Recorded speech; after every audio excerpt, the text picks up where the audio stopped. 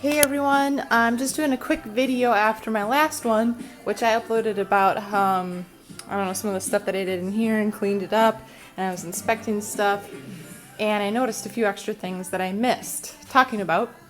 And sorry about the lighting, but it's kind of getting dark out. I'm doing this in my garage, and with the door closed because I don't want my neighbor to come. Sometimes he comes over and tries to help me fix my truck, and break things, and I just don't want to. Anyway, I'm not gonna get into that. But anyway, so one thing I noticed is I had someone else put the pulley in the AC compressor because the R12 had to be drained out. So I just had someone else do that right away, and I wasn't really sure what this was. I don't know if this was connected. I just found this. It was shoved in here, underneath here. I don't know if it was connected to the AC or if it's something else. If it's like, I could be completely wrong. I don't want to sound dumb, but I should probably know. So if anyone knows that should be connected to it, you follow it back here.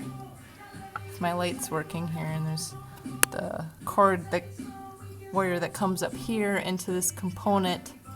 Not really sure what all this would go to, but so if anyone knows what that is, let me know for sure. And then also my cruise control, I was like, what, never worked, and I never really bothered looking into it that much until now, because now I could probably use it, that I'm going to make it my full-time driver. I've just been driving around town, no need to bother. Well, now I notice my cruise control, now I want to get it working, it isn't hooked up. So, excuse me, but so I'm pretty sure this is the cruise control, right? This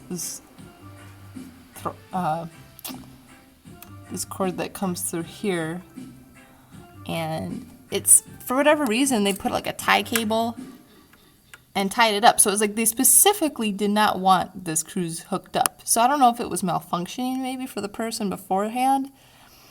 I wish I would have known that. Or if it was just some old lady that didn't want cruise and like whatever. I don't know. Who knows? But can you also let me know if I'm supposed to hook it up, where I'm supposed to hook it up to? I'm having a hard time finding anything online or manual. Am I supposed to hook it up to this thing right here? I'm afraid, like, I don't want to hook it up and then something is going to malfunction. This should stick in here. And, like, in there? Is that what I should hook it up to? I don't know. Is there something else? I don't know, but then it wouldn't pull, like it's supposed to pull forward. I don't get how that works. Or is there something else up here? I'm not sure. Well, let me know what you think. If anyone else has the same vehicle, where is it hooked up and how is it hooked up exactly? To this, what I would do is, it looks like it just slips on. What's to prevent it from coming off? Is there a groove? I'm not really sure. But I don't want to mess with it right now because I'm running out of time here today. But anyway, just wondering. I don't know. I'm gonna mess with it and it's gonna malfunction. Who knows? But anyway, it's just kind of weird that they put a tie cable on it. So, and then anyway, another thing I wanted to point out, what I want to do, the reason I'm calling under here is because I'm finally, once and for all, plan on lowering it.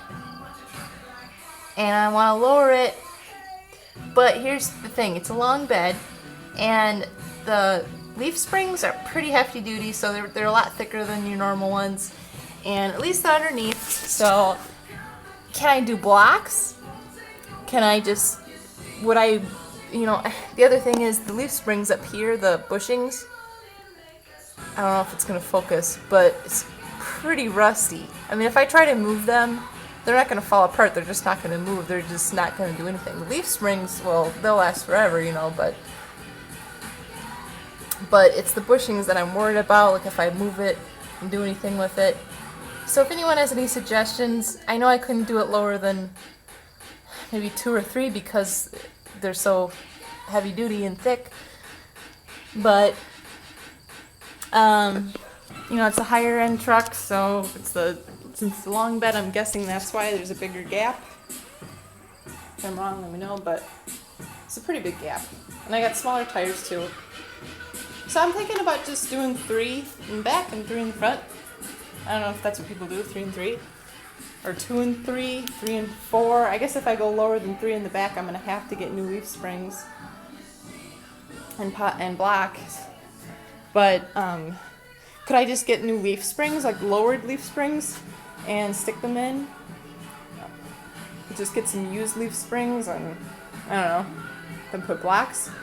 If anyone has any suggestions, because right now, if I don't hear anything, I'm just going to put in I'm just probably going to buy new leaf springs altogether, get the lowering kind, stick them in, and get it lowered, get 3-inch lower, and then do the lowering in the front. And also, if I can get some suggestions on the front. I've heard people cutting the coil. Is that what they call it? I don't know. Or the spring? I don't know. But people cut the spring. Some people say that's the stupidest thing, but I guess since this might be my daily driver, and I plan on driving in the winter too, I would love to go lower, but I just want to get that lower look to it, like a low rider. And but since it's my daily driver, it might not be really good for the truck. And I've also heard lowering blocks is not good for the axle and stuff like that. And who knows? I mean, I'm hearing a whole bunch of different things. And then also I'm gonna put a new fuel filter in that I got recently. I don't know if that'll help anything. The fuel filter looked new, but since the last time I've been 66,000 miles only, and the carbon buildup and gum and all the stuff that I've been running through, and the carbon buildup that seems to be spurting out of the tailpipe and everything, turning black. It's not oil burning, I don't think. It doesn't look like it. I think it's just been sitting for a long time. So all that stuff's finally coming out now, and that's why I think I need to change the oil filter again. I don't know if that would help with the rough idle, but at least it might help with a few little things. So, I'm getting the typical rough idle and taking off at stop signs. It's a little lagging and stuff like that. So I'm doing what I can and watching videos I can. So comment and let me know what you think, and stay tuned for my next update when I work on some of the stuff like the cruise control and everything. Alright, see you later.